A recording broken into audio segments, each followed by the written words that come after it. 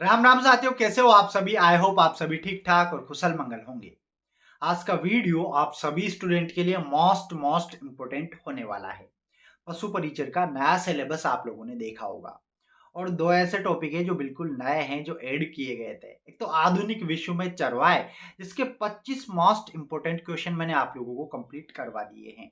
और आज के वीडियो में हम बात करेंगे वन्य प्राणी के मोस्ट इंपोर्टेंट क्वेश्चन की। इस टॉपिक से पहले जितने भी क्वेश्चन परीक्षाओं में पूछे गए हैं और जो आपके पशु परिचर एग्जाम में पूछे जाएंगे, 1 2 3 दिसंबर को आप लोगों का पेपर है और ये बिल्कुल अंतिम समय है। और अंतिम समय में प्रैक्टिस करना सबसे इंपॉर्टेंट है, क्योंकि आप लोगों को पता लगेगा कि आपने जो तैयारी की है, जो आपने थ्योरी पढ़ी है, उससे कितने क्वेश्चन आप सही कर पा रहे हो। तो आज मैं आप लोगों को वन्य प्राणी के 25 सबसे इंपॉर्टेंट क्वेश्चन सोल्व करवाने वाला हूं। तो चलिए आज का वीडियो स्टार्ट करते हैं। शुरू करने से पहले जो लोग चैनल पर नए हैं, चैनल को सब्सक्राइब जरूर करें। पास में जो बेल आइकन है उस पर क्लिक करें ताकि आने वाले सभी वीडियोस के नोटिफिकेशन आपको टाइम टू टाइम मिलता रहे। तो बात करेंगे वन्य प्राणी पशु परिचर भर्ती के 25 इंपॉर्टेंट क्वेश्चन। टॉपिक का पूरा नाम देखिए, वन्य प्राणी, उनका जीवन तथा वन्य जीव संसाधन, इस नाम से टॉपिक आपको दिया गया था। क्वेश्चन नंबर 1 की बात करेंगे। क्वेश्चन नंबर 1 हमारे पास है, हॉट स्पॉट की पहचान पर किसने जोर दिया था। अब हॉट स्पॉट आप लोगों ने वन्य प्राणी वाले टॉपिक में पढ़ा होगा, ये क्या होता है। तो इसके नीचे मैंने इसकी डेफिनेशन लिखी हुई है। जैव विविधता, हॉट स्पॉट क्या होते हैं, पृथ्वी के वे जैव भौगोलिक क्षेत्र जहां पर जैव विविधता बहुत अधिक पाई जाती है, उन्हें कहा जाता है जैव विविधता हॉट स्पॉट। तो जैव विविधता हॉट स्पॉट्स पर सबसे पहले किसने जोर दिया, एक क्वेश्चन आप लोगों से पूछा जा रहा है। देखिए ऑप्शन नंबर ए में आपको दे रखा है Norman Myers, option number B Charak, option number C Amartya Sen और ऑप्शन नंबर डी महबूब हक। बोलो क्या होगा इस क्वेश्चन का राइट आंसर। याद रखना इस क्वेश्चन का राइट आंसर होगा नॉर्मन मेयर्स, या मेयर्स नाम से भी आप इसको याद रखना। इन्होंने सबसे पहले हॉट स्पॉट शब्द भी प्रतिपादित इन्होंने किया है। तो मोस्ट इंपोर्टेंट क्वेश्चन है जो आपके वन्य प्राणी वाले टॉपिक से लिया गया है। बात करेंगे क्वेश्चन नंबर 2 की। क्वेश्चन नंबर 2 अगर हम यहां पर देखें तो क्वेश्चन नंबर 2 में आपको दे रखा है, प्लाईवुड का निर्माण सर्वप्रथम किस देश ने शुरू किया।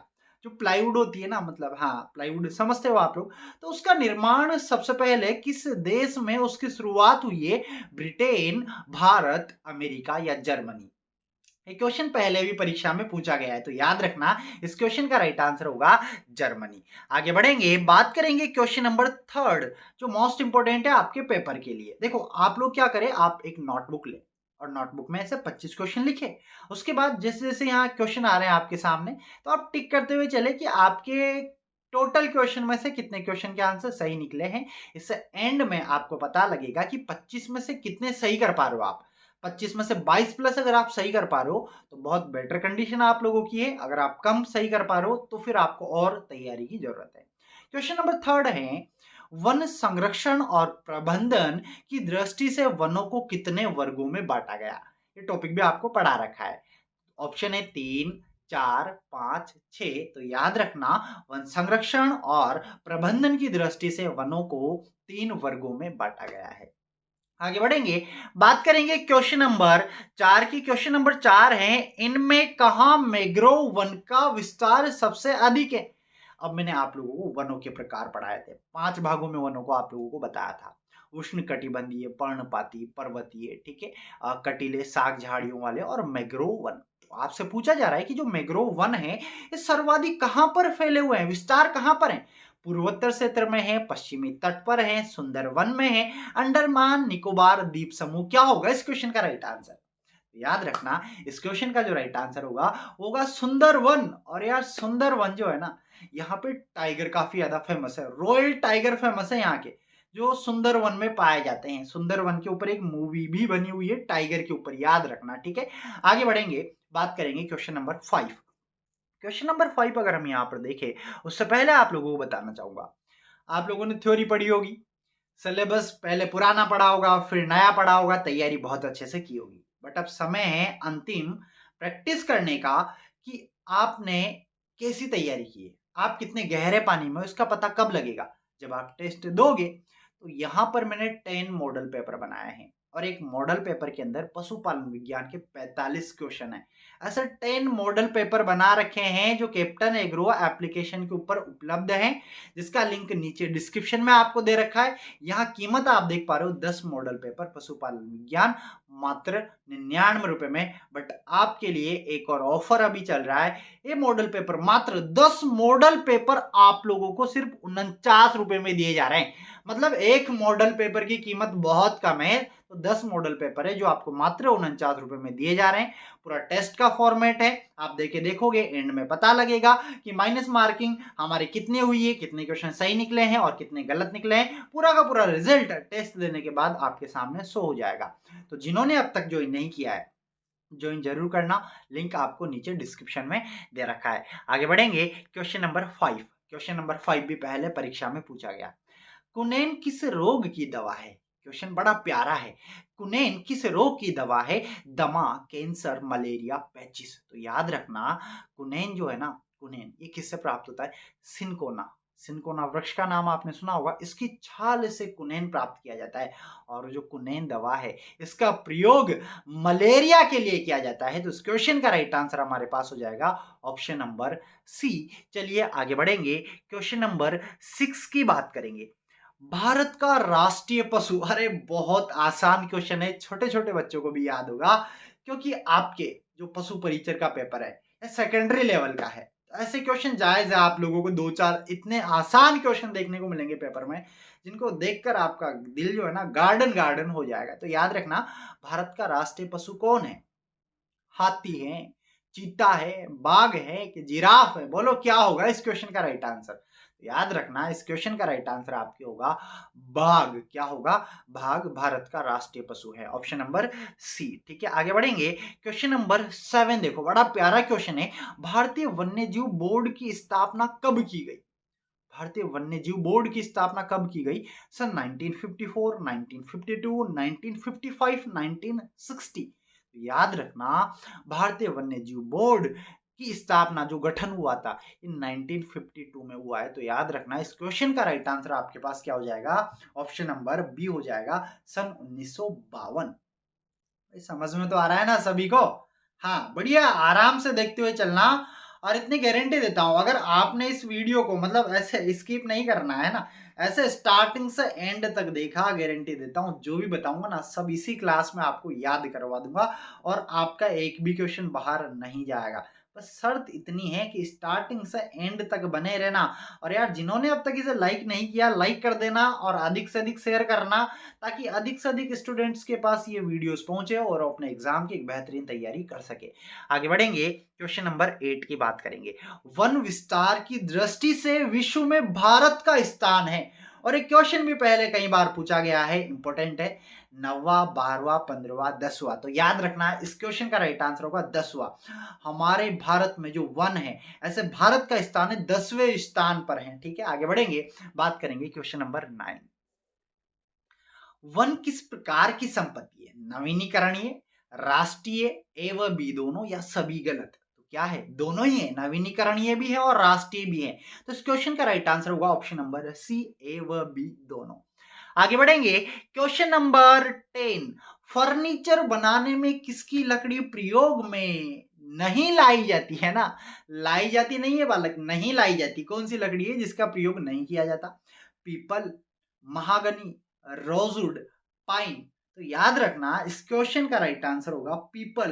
पीपल जिसके पेड़ पर भूत रहते हैं, याद होगा आप लोगों को। तो याद रखना, इसकी लकड़ी का प्रयोग फर्नीचर बनाने में नहीं किया जाता है। आगे बढ़ेंगे, क्वेश्चन नंबर 11 की बात करेंगे। निम्नलिखित में से कौन भारत को छोड़कर अन्य देश में दुर्लभ है? मतलब जो भारत में पाए जाते हैं अन्य देशों में नहीं पाए जाते या ना के बराबर पाए जाते हैं। ऑप्शन नंबर ए देखो, भालू और गीदड़। ऑप्शन नंबर बी, बाघ और सींग। ऑप्शन नंबर सी, गधा और हाथी। बंदर और हिरण। क्या होगा? जो भारत में, भारत को छोड़कर अन्य देशों में कम है बट भारत में है, तो क्या होगा? इस क्वेश्चन का राइट आंसर होगा ऑप्शन नंबर बी, बाघ और सिंह। याद रखना, बाघ और सिंह, अकेला हमारा भारत ऐसा देश है जिसमें ये दोनों पाए जाते हैं। बाघ भी मिलेंगे और शेर भी आप लोगों को काफी देखने को मिलेंगे, ठीक है। आपने बाहर विदेशों में देखे होंगे, अफ्रीका के अंदर अगर आप देखोगे सवाना घास के जो मैदान है, ठीक है, उनमें आपको शेर देखने को मिलेगा बट आपको बाघ देखने को नहीं मिलेगा, याद रखना। और हमारे भारत के अंदर जैसे गिर हैं, मतलब आपको रणथंबोर हैं, इन सब जगह पे आपको बाघ, सुंदरवन है, बाघ और सिंह आप लोगों को देखने को मिलेंगे। आगे बढ़ेंगे, क्वेश्चन नंबर 12 की बात करेंगे। इनमें से कौन शाकाहारी नहीं है, जो मांसाहारी है? ऑप्शन देखो, गेंडा, बारहसिंगा, हिरण, भेड़िया। क्या होगा इस क्वेश्चन का राइट आंसर? तो याद रखना यार, गेंडा भी शाकाहारी नहीं है, सॉरी शाकाहारी है, बारहसिंगा शाकाहारी है, हिरण शाकाहारी है, बट भेड़िया, भेड़िया देखा होगा मांस खाता है ना। तो याद रखना इस क्वेश्चन का राइट आंसर होगा ऑप्शन नंबर डी, जो शाकाहारी नहीं है। क्वेश्चन नंबर 13 की बात करेंगे। किस पेड़ की लकड़ी बहुत अधिक कड़ी होती है? कड़ी का मतलब है मजबूत होती है। ऑप्शन नंबर ए देखो, देवदार। देवदार वृक्ष का नाम आपने सुना होगा, हेमलॉक, सागवान और बबूल। क्या होगा इस क्वेश्चन का राइट आंसर? यहां पर कहीं सारे स्टूडेंट सागवान आंसर लगाकर आ जाते हैं, बट सागवान कड़ी नहीं होती। तो याद रखना, सबसे कड़ी वाली जो लकड़ी होती है वो देवदार वृक्ष की होती है। किसकी होती है? देवदार। और ये देवदार के वृक्ष आप लोगों को कहीं सारे जगह पे भारत में मिल जाएंगे, ठीक है। आगे बढ़ेंगे, बात करेंगे क्वेश्चन नंबर 14। इनमें से कौन सा जीव है जो केवल भारत में ही पाया जाता है, बाकी कंट्रीज में नहीं पाया जाता? घड़ियाल, डॉल्फिन, व्हेल या कछुआ? बोलो क्या होगा? सर डॉल्फिन तो सब जगह पाई जाती है, व्हेल भी सब जगह पाई जाती है, कछुए भी सब जगह पाए जाते हैं, बट घड़ियाल सब जगह नहीं पाए जाते। याद रखना, घड़ियाल चंबल चंबल नदी में आपको देखने को मिलेंगे और ये सिर्फ और सिर्फ हमारे भारत में ही देखने को मिलते हैं। आगे बढ़ेंगे, बात करेंगे क्वेश्चन नंबर 15। टेक्सोल का उपयोग होता है, जो टेक्सोल है इसका उपयोग कौन सी बीमारी में होता है? Malaria, AIDS, cancer, TB, tuberculosis? क्या होगा इस क्वेश्चन का राइट आंसर? तो याद रखना, इस क्वेश्चन का राइट आंसर होगा कैंसर। कैंसर की बीमारी में टेक्सोल का प्रयोग किया जाता है। आगे बढ़ेंगे, क्वेश्चन नंबर 16 की बात करेंगे। चरक का संबंध किस देश से है या किस देश से था? चरक, चरक बहुत बड़े विद्वान, एक चिकित्सक, एक आयुर्वेदिक, मतलब इनकी सबकी नॉलेज इनको थी। तो चरक कौन से देश से संबंधित थे? म्यांमार, श्रीलंका, भारत, नेपाल? तो याद रखना, इस क्वेश्चन का राइट आंसर होगा भारत, इंडिया से। किससे? इंडिया से। आगे बढ़ेंगे, क्वेश्चन नंबर 17। भारत के किस राज्य में वन का सबसे अधिक विस्तार पाया जाता है? सबसे ज्यादा वन भारत में कौन से राज्य में पाए जाते हैं? केरल, कर्नाटक, मध्य प्रदेश, उत्तर प्रदेश? क्या होगा इस क्वेश्चन का राइट आंसर? बोलो बोलो बोलो बोलो। तो याद रखना, इस क्वेश्चन का राइट आंसर होगा ऑप्शन नंबर सी, मध्य प्रदेश में। मध्य प्रदेश भारत का एक इकलौता ऐसा राज्य है जिसमें सर्वाधिक वन पाए जाते हैं। आगे बढ़ेंगे, question number 18। Ranthambore tiger reserve किस प्रदेश में है? बड़ा प्यारा क्वेश्चन है जो आपके पशु परिचर के लिए बिल्कुल एकदम फिट बैठता है। राजस्थान, मध्य प्रदेश, हरियाणा, उत्तर प्रदेश? क्या होगा? तो याद रखना, इस क्वेश्चन का राइट आंसर होगा राजस्थान। रणथंबोर, सवाई माधोपुर के अंदर रणथंबोर है और वहां पर लोग है ना, मतलब ऐसे शादी के कार्ड देने भी जाते हैं, क्योंकि उस फोर्ट में ऊपर ही ऊपर गणेश जी का टेम्पल बना हुआ है जो काफी फेमस है, ठीक है। और रणथंबोर में कई सारे टाइगर आप लोगों को देखने को मिलेंगे। टाइगर सफारी के लिए लोग यहाँ पर जाते हैं, ठीक है। रणथंबोर की अगर हम बात करें तो रणथंबोर राजस्थान के अंदर है, ठीक है। आगे बढ़ेंगे, क्वेश्चन नंबर 19 की। और यहाँ से एक और याद आया, मछली नाम की एक बागिन, सुंदरी नाम की एक बागिन, जिनके सबसे ज्यादा फोटो क्लिक किए गए पूरे वर्ल्ड में, याद रखना, वो रणथंबोर से ही है। आगे बढ़ेंगे, क्वेश्चन नंबर 19 की बात करेंगे। वन्य प्राणी संरक्षण अधिनियम किस वर्ष पारित किया गया? 1972, 1980, 1985, 1976? बोलो क्या होगा इस क्वेश्चन का राइट आंसर? अब मैंने आपको स्टार्टिंग बताया था, वन संरक्षण प्रबंधन वो सन 1952, फिर वन्य प्राणी संरक्षण अधिनियम किस वर्ष पारित किया गया? तो याद रखना, सन 1972 में, और 73 में टाइगर रिजर्व भी बनाया गया था, याद रखना, ठीक है। आगे बढ़ेंगे, क्वेश्चन नंबर 20 की बात करेंगे। कंचनजंगा जैव मंडल रिजर्व किस राज्य में है? मिजोरम, हिमाचल प्रदेश, मेघालय, सिक्किम। बोलो क्या होगा इस क्वेश्चन का राइट आंसर? तो याद रखना, कंचनजंगा जैव मंडल सिक्किम में स्थित है। कहां पर है? सिक्किम में स्थित है। याद रखना, इंपॉर्टेंट है। आगे बढ़ेंगे, क्वेश्चन नंबर 21 की बात करेंगे। जुकाम और खांसी की दवा में किसका प्रयोग किया जाता है? सर्पगंधा, बबूल, तुलसी या नीम, एजाडिरेक्टा इंडिका। बोलो किसका प्रयोग किया जाता है? तो याद रखना, तुलसी का प्रयोग किया जाता है। अरे सर्दियों में जब हम काढ़ा वगैरह भी बनाते हैं ना गुड़ का, तो उसके अंदर कहा जाता है कि नीम के पत्ते, तुलसी के पत्ते डालना चाहिए। और तुलसी वाली चाय भी आती है, याद रखना। तो ये जुकाम खांसी में मदद करती है, मतलब उसको मिटाने में मदद करती है, ठीक है, खत्म करने में। आगे बढ़ेंगे, क्वेश्चन नंबर 22। निम्न में से उष्ण कटिबंधीय घास स्थल नहीं है। सबसे बड़ा घास स्थल आपको पता होगा, सवाना अफ्रीका में, कंपोस, लानोस, स्टेपी। बोलो क्या होगा इस क्वेश्चन का राइट आंसर? याद रखना, इस क्वेश्चन का राइट आंसर होगा ऑप्शन नंबर डी, स्टेपी होगा। सर ये तो है तो घास स्थल। हाँ बिल्कुल है। सर ये उष्ण कटिबंधीय भी है। हाँ बिल्कुल है। बट ये शीतोष्ण उष्ण कटिबंधीय घास स्थल है। और ऊपर वाले जो तीनों है ना, सवाना, कंपोस और लानोस, ये क्या है? बोलो उष्ण कटिबंधीय घास स्थल है, ठीक है। और नीचे वाला शीतोष्ण है, याद रखना, स्टेपी। आगे बढ़ेंगे, क्वेश्चन नंबर 23। विश्व में कौन से देश में बाघ और शेर दोनों पाए जाते हैं? अभी जस्ट बताया, ब्राजील, अफ्रीका, अमेरिका, भारत। तो याद रखना, भारत एक इकलौता ऐसा देश है जहां पर बाघ भी मिलेगा और शेर भी मिलेगा, और दोनों मतलब बढ़िया। मतलब बाघ हमारे मतलब राष्ट्रीय पशु है, क्योंकि एक समय था जब इनकी संख्या काफी कम हो गई थी, बट अब काफी संख्या में देखने को मिलेंगे आप लोगों को। रणथंभौर में देखने को मिलेंगे, सुंदरवन में देखने को मिलेंगे, ठीक है। और राजस्थान में और भी कई सारी जगह है जहां पर आप लोगों को बाघ देखने को मिल जाएगा। आगे बढ़ेंगे, क्वेश्चन नंबर 24 की बात करेंगे। नंदा देवी नेशनल पार्क किस राज्य में है? उत्तराखंड, राजस्थान, मध्य प्रदेश, झारखंड। बोलो क्या होगा इस क्वेश्चन का राइट आंसर? याद रखना, इस क्वेश्चन का राइट आंसर होगा उत्तराखंड में नंदा देवी नेशनल पार्क स्थित है।